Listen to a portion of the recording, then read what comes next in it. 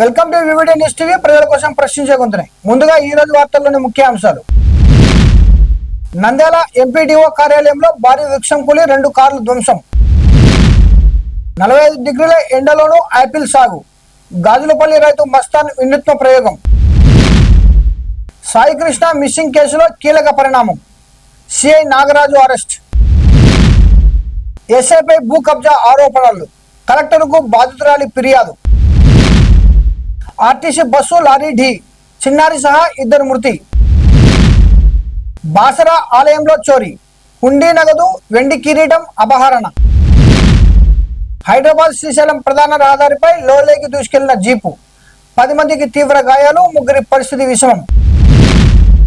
ఫార్మాసిటీలో ఘోర ప్రమాదం. 2 కార్మికులు మృతి. అవినీతి ఆరోపణలు. టీఎంసీ నేతకు చెప్పుల దండాతో ఊరేగింపు. జల్పల్లిలో ప్లాస్టిక్ స్కామ్ యూనిట్లో భారీ అగ్ని ప్రమాదం. నంద్యాల ఎంపీడీఓ కార్యాలయ ప్రాంగణంలో ఎదురుగాలులు, భారీ వర్షానికి భారీ వృక్షం కూలి పార్క్ చేసిన 2 కార్లపై పడింది. దీంతో కార్ల పైభాగాలు, అద్దాలు పూర్తిగా ధ్వంసమయ్యాయి. ఘటన సమయంలో అక్కడ ఎవరూ లేకపోవడంతో ప్రాణ నష్టం తప్పింది.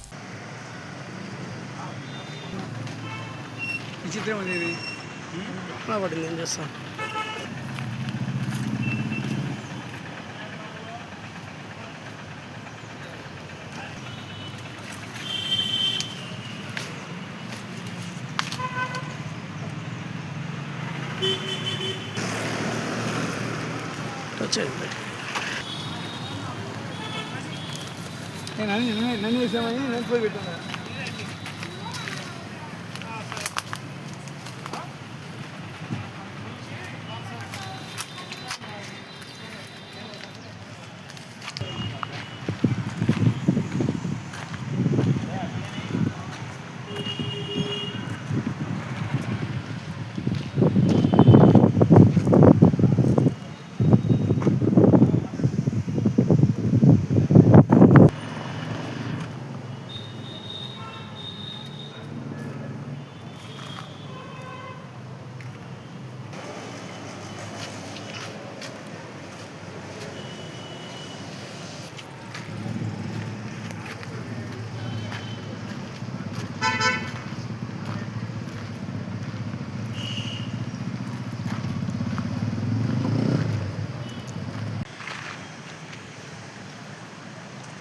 ఫుల్ డ్యామేజ్ అయినాయా? అవునా?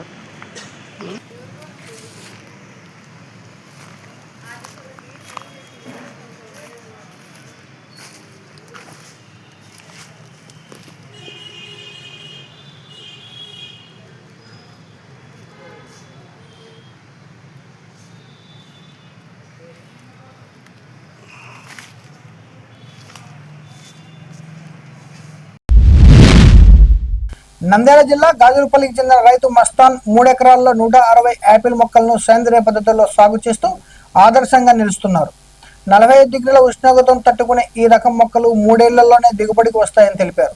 కూలీల కొరత ఇబ్బందిగా మారిందని, ప్రభుత్వం కలుపు తీసే యంత్రం అందిస్తే సాగును మరింత విస్తరిస్తారని రైతు మస్తాన్ పేర్కొన్నారు.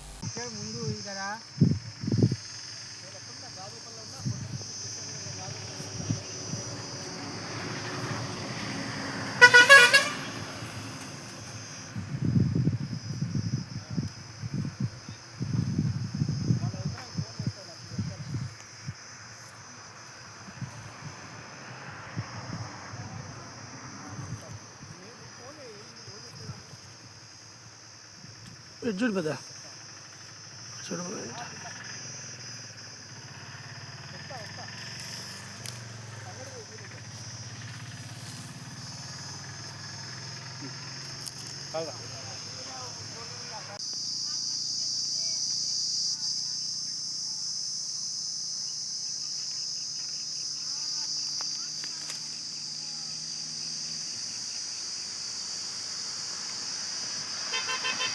మాది గాయలపల్లె. నా పేరు మస్తాన్. ఆంజనేయపట్ల ఏరియాలో పొలం ఉంది.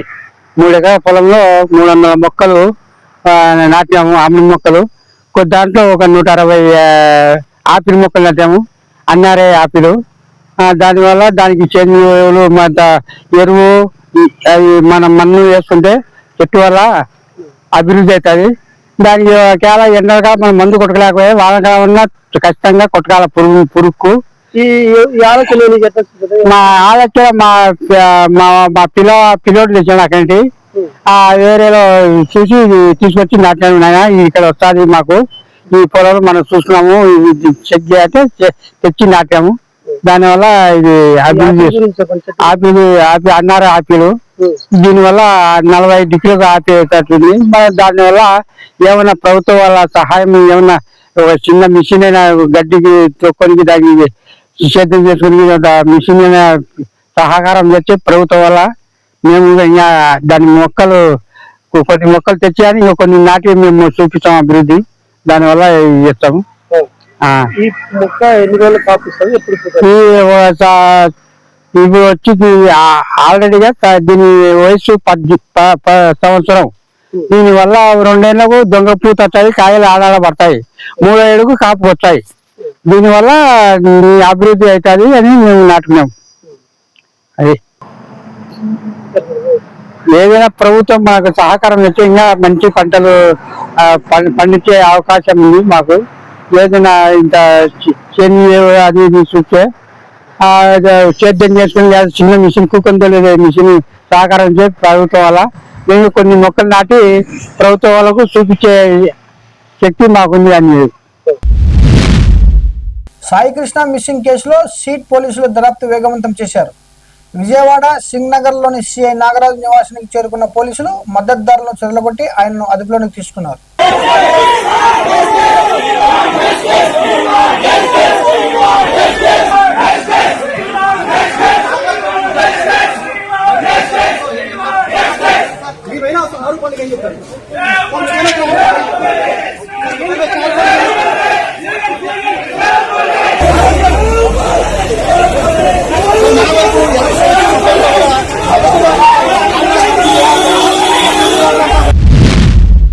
నంద్యాల జిల్లా కోయలకుంట్ల మండలం గుల్లదుర్తికి చెందిన ఉషేనమ్మ 2013లో కొనుగోలు చేసిన ఒక భూమిని తనకు తెలియకుండా 2023లో మళ్లీ రిజిస్ట్రేషన్ చేసి మోసం చేశారని ఆరోపించారు.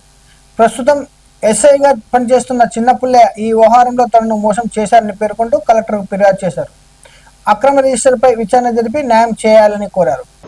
నా పేరు దుదేకల ఉసేనమ్మ, గుల్లదుర్తి కోయలకుంట్ల మండలం. 2013లో పుల్లయ్య అనే వ్యక్తి కొర్ర బాలసుబ్బయ్య అమ్మినాడు. కొర్ర బాలసుబ్బయ్య నుండి మేము కొన్నాము. పుల్లయ్య అనే వ్యక్తి కర్నూలులో పనిచేస్తున్నాడు, ఎస్ఐగా పనిచేస్తున్నాడు. పుల్లయ్య అనే వ్యక్తి ఎస్ఐ అడ్డం పెట్టుకొని ఎస్ఐనని అందరినీ లోపరుచుకొని మాకు ఎంఆర్ఓ ఆఫీస్ లో డబుల్ రిజిస్టర్ చేసుకొని పుల్లయ్య అనే వ్యక్తి ఎస్ఐనని లోపరుచుకొని మమ్మల్ని గోడాడిస్తున్నాడు. ఎక్కడ పోయినా మాకు న్యాయం జరగడం లేదు. 2002లో నుంచి 2020 నుంచి ఏ అధికారి దగ్గరకు పోయినా న్యాయం చేయడం లేదు. మాకు సాగే నిర్ణయం అంటే నిర్ణయించుకుంటున్నాము. హలో సార్, నమస్కారం సార్. మాది గుల్లదుర్తి గ్రామము, కోయలకుంట్ల మండలము. నా పేరు హుసేనయ్య. మా నాన్నగారి పేరు హుసేని, మా అమ్మ పేరు హుసేనమ్మ. మా నాన్నగారు చనిపోయారు. 2013లో పుల్లయ్య అనే ఆయన పొలం అమ్మినాడు బాలసుబ్బయ్య అనే ఆయనకు. బాలసుబ్బయ్య నుంచి మేము కొన్నాము 5-6 నెలలకు. అది మేము రిజిస్టర్ చేయించుకున్నాము, ఆన్లైన్లో ఎక్కించుకోలేదు. అది ఎందుకు ఎక్కించుకోలేదంటే మా నాయన కిడ్నీలతో బాధపడుతున్నాడు. ఆయనతో డయాలసిస్ చేసి చనిపోయినాడు. ఆయన చనిపోతేనే మా అమ్మకు హార్ట్ సర్జరీ జరిగింది. దానివల్ల మేము చేయించుకోలేకపోయినాము. ఇప్పుడు ఆయన బై 2 బై 3 చేసేసి వేరే వాళ్ళకు ఆయన భార్య పేరు మీద రిజిస్టర్ తీసేసి వేరే వాళ్ళకు మేము ఆన్లైన్ లో చేసుకోలేదు సార్. ఈ సమస్య ఉండబట్టి మా ఫాదర్ కు మా అమ్మకు ఆయన మేము ఆన్లైన్ చేసుకోలేదని దాన్ని గ్రహించుకొని ఆయన భార్య పేరు మీద మార్చి ఆయన భార్య పేరు మీద ఆన్లైన్ ఎక్కించి ఆయన భార్య పేరు మీద రామిరెడ్డి ఆయనకు రిజిస్టర్ చేయించాను సార్. ఆయనకి ఎలా రిజిస్టర్ చేయించానంటే ఆయనకు విఆర్ఓలకు ఎంఆర్ఓలకు ప్రభువులకు పెట్టించి ఆయన ఆ విధంగా చేసినారు సార్. ఆయన విఆర్ఓను ఎంఆర్ఓ ఎందుకు ప్రభువులో పెట్టినారంటే ఆయనకు ఒక అర్హత ఉండాలి, ఆ అర్హత ఎస్ఐ ఉద్యోగులు ఉండాలని చెప్పేసి ఆయన హోదాతో వాళ్ళని ప్రభువులు పెట్టించి వాళ్ళను ఆ విధంగా రిజిస్టర్ చేయించి బై 2 బై 3 చేసి ఆ విధంగా చేసినారు సార్. మాకు ఏదైనా ఆయన చేసి కూడా 5 సంవత్సరాలు అవుతుంది. 5 సంవత్సరాల నుంచి కలెక్టర్ చుట్టూ దిగుతున్నాము. మాకు ఏ విధమైన న్యాయం లేదు. మీరే దయచేసి మాకు ఏ విధంగా న్యాయం చేయమని కలెక్టర్ గారిని కోరుతున్నాము. తిరుపతి జిల్లా మల్లంపేట వద్ద ఆర్టీసీ సూపర్ లగ్జరీ బస్సును ఎదురుగా వచ్చిన లారీ ఢీకొట్టింది. ఈ ప్రమాదంలో 11 ఏళ్ల చిన్నారి, 16 ఏళ్ల విద్యార్థిని మృతి చెందగా 15 మంది గాయపడ్డారు. క్షతగాత్రులను రాజంపేట ప్రభుత్వ ఆసుపత్రికి తరలించి అనంతరం మెరుగైన చికిత్స కోసం కడప రిమ్స్ కు పంపించారు.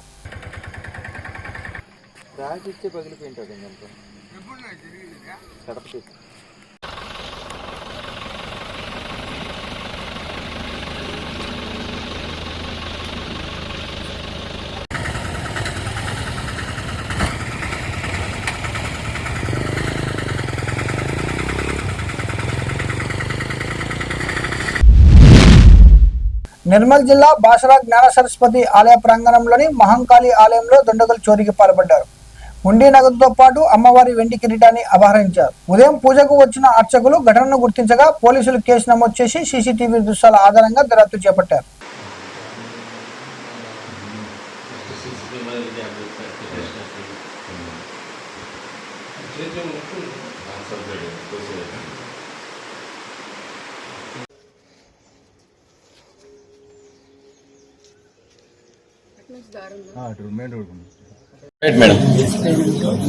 మన బాసరా శ్రీ జ్ఞాన సరస్వతి దేవస్థానంలో పైన మహంకాళి అమ్మవారి టెంపుల్ ఏదైతే ఉందో అక్కడ 12:15 టైంలో వర్షం పడుతూ ఉంది, కరెంట్ వస్తూ పోతూ ఉంది. ఆ టైంలో 2 దొంగలు పైనుంచి దూకి వచ్చేసి ఈ గడి ఏదైతే ఉందో అమ్మవారి తాళం వేసిన గడి పగలగొట్టేసి లోపలికి వెళ్ళేసి లోపల ఉండి పెట్టేసి తాళం వేస్తారు కాబట్టి ఆ ఉండియన్ను అమ్మవారి పైన ఒక వెండి కిరీటం ఉన్నది, ఆ కిరీటం తీసుకుని వెళ్ళడం జరిగిందండి. ఇంకా పూర్తి స్థాయిలో అది పోలీసులు వాళ్ళంతా కూడాను పరిశీలిస్తున్నారు. ప్రస్తుతానికైతే ఇది బంగారు ఆభరణాలు ఉన్నాయి కానీ అమ్మవారి మీద అలాగే ఉన్నాయి, ఏమీ పోలేదు. అమ్మవారి పుస్త, ముక్కుపోగు, బొట్టు ఉన్నాయి, అవి అలాగే ఉన్నాయి. ఏదైతే ఉందో ఉండియన్ను అమ్మవారి మీద ఉన్న కిరీటం అంతవరకు.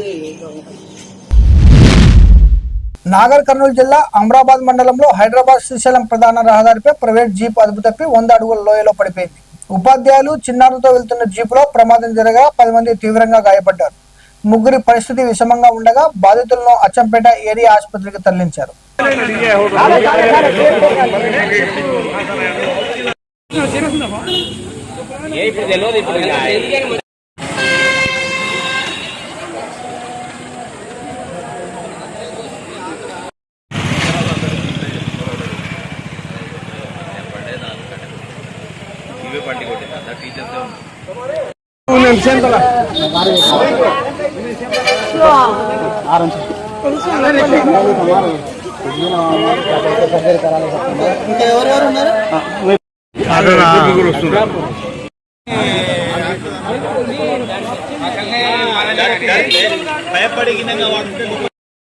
బాయ్స్ నుంచి మేము వస్తున్నాం సార్.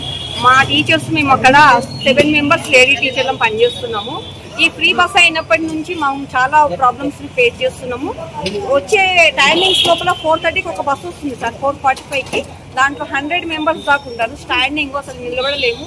మార్నింగ్ మళ్ళీ 7:30కి వెళ్తున్నాము. ఆ బస్సు పెళ్లి కూడా మేము 45 మినిట్స్ స్కూల్లో వెయిట్ చేస్తున్నాము. చాలా కష్టాలు అనుభవిస్తున్నాము. దెబ్బలు చాలా మందికి దెబ్బలు దాంట్లో ఒక 4-5 మెంబర్స్ ఉన్నారు. మొత్తం ఎంతమంది జీప్లో వచ్చేసి 10 మెంబర్స్ ఉన్నామండి. 10-12 మెంబర్స్ మొత్తం గవర్నమెంట్ ఎంప్లాయీస్.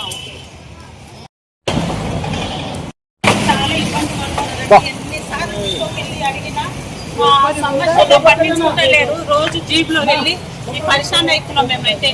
ప్రతిరోజు అసలు 8కి ఒక బస్సు వేయాలి, ఆ టైంలో బస్సు వేస్తలేదు, ఏమి వేస్తలేదు. అందులో అందరు టీచర్స్ ఉన్నారు జీప్ లో. మెంబర్స్ అండి. అసలు మేము ఎన్నిసార్లు 8 o'clock ఒక బస్సు వేయండి, సపరేట్ గా మాకు ఒక 4కి ఒక బస్సు ఏంటంటే కనీసం ఎవరు కూడా డిపో వాళ్ళు పట్టించుకుంటలేరు, ఎవరు కూడా పట్టించుకుంటలేరు. మాకేంటంటే విన్నమించుకున్నాం, మాకు బస్సులు వేస్తలేదు, ఏం వేస్తలేదు. చాలా ఇబ్బంది పడుతున్నాం అమరాబాద్ సైడ్ జాబ్ చేయడానికి సార్. టీచర్ అండి. టీచర్లము 10-15 మెంబర్స్ ఉన్నాం సార్. అందులో మాకు స్పెషల్ గా ఒకటి మార్నింగ్ 8 o'clock సార్. అదే విధంగా అనకాపల్లి జిల్లా పారవాడ జవహర్లాల్ నెహ్రూ ఫార్మాసిటీలోని దక్షిణ ఎనర్జీ పరిశ్రమలో ఘోర ప్రమాదం చోటు చేసుకుంది. ఈ ఘటనలో 2 కార్మికులు మృతి చెందగా పలువురు తీవ్రంగా గాయపడ్డారు. క్షతగాత్రులను అధికారులు ఆసుపత్రికి తరలించి చికిత్స అందిస్తున్నారు.